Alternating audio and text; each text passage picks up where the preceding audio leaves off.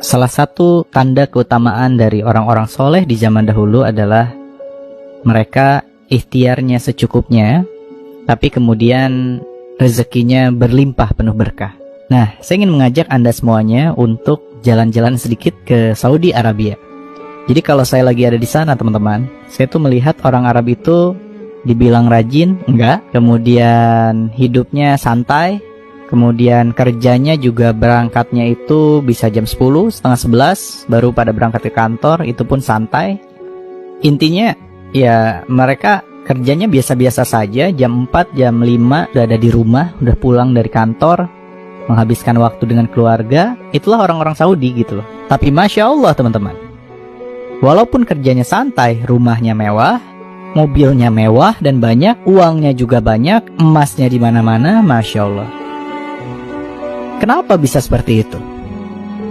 Sampai kemudian saya melihat salah satu kuncinya adalah ketika azan berkumandang, seluruh toko tutup dan mereka bergegas menuju ke masjid. Ya, mereka nggak peduli ada customer atau tidak, yang jelas mereka langsung menutup pintunya ya, dan kemudian customernya pada sadar diri juga, mereka langsung keluar dari toko dan mereka tidak takut kehilangan rezeki.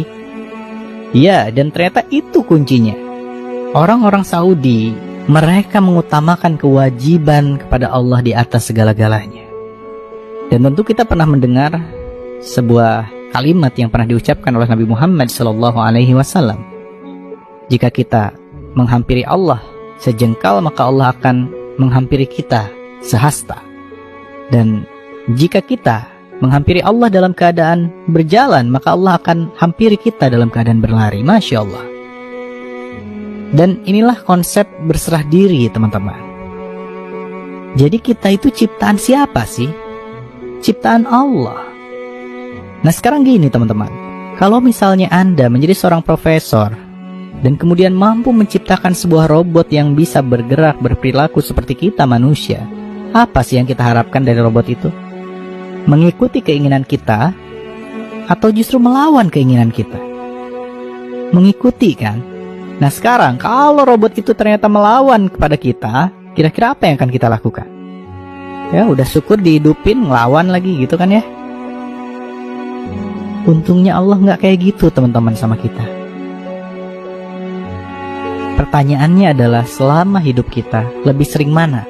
Mengikuti keinginan Allah atau mengikuti keinginan diri sendiri? Coba kalau sikap Allah seperti sikap kita kepada robot tadi, mati kita semua, di switch off ya kan. Maka sahabatku semuanya, Masya Allah, kalau si robot yang kita ciptakan tadi ngikuti keinginan kita, apapun yang kita mau, dia mau kerjakan, kemudian dia nurut, dia melayani kita, dia menghamba kepada kita, kira-kira apa yang akan kita lakukan pada si robot itu? Wah, pasti kita sayang berkali-kali lipat pada robot itu, betul tidak? Nah, maka salah satu kunci agar berlimpah rezeki adalah hidup kita harus berserah pada Allah. Maksudnya apa? Ketika Allah berikan kita masalah, ya harusnya kita terima. Selama ini apa? Yang kita lakukan adalah kita melawan sama Allah. Kita bilang, ya Allah, salah saya apa? Kenapa kau berikan ini? Kan gitu ya?